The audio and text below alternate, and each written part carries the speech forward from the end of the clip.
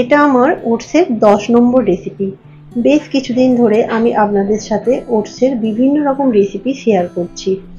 আর বাড়িতে এত বেশি ওটস রান্না করছি, আমার ছেলে মেয়ে, আমার হাজবেন্ড সবাই বলছে এবার এই ওটস থেকে আমাদেরকে রেহাই দাও।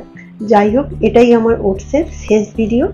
আর দারুণ একটা রেসিপি, সেটাই আজকে আপনাদের সাথে শেয়ার করছি। এই রেসিপিটা বানানোর জন্য কিছু সবজি কুচিয়ে নিয়েছি, যেমন বাঁধাকপি, গাজর, বিনস, ক্যাপসিকাম, পেঁয়াজ একদম ছোট ছোট টুকরো করে কেটে নিয়েছি। যেহেতু এটাকে আমি একটু হেলদি বানাবো, তাই এই সবজিটা একটু বেশি নিয়েছি। আর এখানে নিয়েছি টমেটো, কাঁচা লঙ্কা, কারি পাতা, গ্রেট করা আদা, আর নিয়েছি এক টুকরো পাতিলেবু। এবার কড়াইয়ের মধ্যে আমি এখানে 1.5 টেবিল চামচ মতো তেল দিচ্ছি। যেহেতু আমি রান্নাটা একটু বেশি পরিমাণে করব, আজকে বাড়ির সকলের জন্য এটা বানাচ্ছি, ওই জন্য একটু পরিমাণে বেশি বানাবো, তাই তেলটা একটু বেশি দিয়েছি। তেল গরম হলে এর মধ্যে গোটা জিরে দিয়ে দিচ্ছি, গোটা সর্ষে দিচ্ছি, বিউলির ডাল, 1 চিমটে মতো হিং দিলাম। এবার কাঁচা লঙ্কা দেব, তারপর দেব কারি পাতা, আর যে আদাটা গ্রেট করে রেখেছিলাম ওটা দেব। দিয়ে এটা কয়েক সেকেন্ড মতো ভেজে নেব। খুব বেশি কিন্তু ভাজবো না, কয়েক সেকেন্ড ভাজলেই দেখবেন খুব সুন্দর একটা গন্ধ বেরিয়েছে। তখন যে সবজিগুলো কেটে রেখেছিলাম সেগুলো এর মধ্যে দিয়ে দেব। এবার এটা তেলের সাথে 1 মিনিট মতো সবজিগুলোকে ভেজে নেব।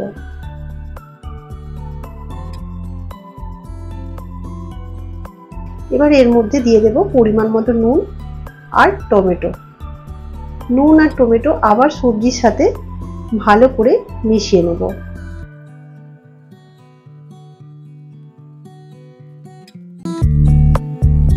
ভালোভাবে মেশানো হয়ে গেলে এটা 1.5-2 মিনিটের জন্য ঢেকে রান্না হতে দেব। আর রান্নাটা আমি এখানে মিডিয়াম টু লো ফ্লেমে করছি। আর ঢাকনা খুলে দেখুন সবজিটা কতটা নরম হয়ে এসেছে। খুব বেশি ভাজার দরকার নেই, এর কাঁচা গন্ধটা চলে গেছে আর সবজিটাও নরম হয়ে এসেছে। এই সময় আমি দিয়ে দিচ্ছি ওটস। ওটসটা আমি এখানে বড় বাটির 1 বাটি দিচ্ছি। কাপের মাপে নিলে 2 কাপ মতো হবে, যেহেতু আমি সকলের জন্য বানাচ্ছি, বাড়ির সবার জন্য, তাই একটু বেশি পরিমাণে নিয়েছি। এবার অল্প একটু হলুদ গুঁড়ো দিলাম একটু ধনের গুঁড়ো, একটু গরম মশলার গুঁড়ো, আর অল্প একটু চিনি দিয়েছি। চিনি ওটসের সাথে যায় না, তাও আমি টেস্টের ব্যালেন্সের জন্য অল্প একটু দিলাম। এবার এই শুকনো উপকরণগুলি প্রথমে 1 মিনিট মতো ভেজে নেব। এবার এরকম হাতে করে জল নিয়ে এইভাবে ছিটিয়ে ছিটিয়ে দেব। জলটা এখানে বুঝে দিতে হবে, খুব বেশি জল দিলে আবার ওটসটা খুব নরম হয়ে গেলে এই রেসিপিটা খেতে ভালো লাগবে না। 4 থেকে 5 টেবিল চামচ মতো জল এখানে দেওয়া আছে। এবার খুব ভালোভাবে এটা মিশিয়ে নিয়ে এটা ঢাকা দিয়ে আমি 3 থেকে 4 মিনিটের জন্য হতে দিয়েছিলাম। দেখুন কত সুন্দর এটা নরম আর ঝরঝরে হয়ে গেছে।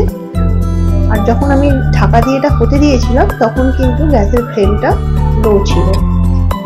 এবার কিছুটা চিনেবাদাম ভাজা উপর থেকে ছড়িয়ে দেবো, তাহলে এটা আরো বেশি খেতে ভালো লাগবে। আর সব শেষে একটু পাতিলেবুর রস ছড়িয়ে দেবো। ব্যাস তৈরি হয়ে গেল ওটসের উপমা। আর এটা একদম গরম গরম সার্ভ করতে হবে। এমন হেলদি তেমনই টেস্টি একটা রেসিপি। আর এই রেসিপির ভিডিওটা আপনাদের কেমন লাগলো কমেন্ট করে জানাবেন। আবার আসবো নতুন কোনো রেসিপির ভিডিও নিয়ে। সবাই খুব ভালো থাকবেন, নিজেদের খেয়াল রাখবেন। এখনকার মতো আসি, টাটা।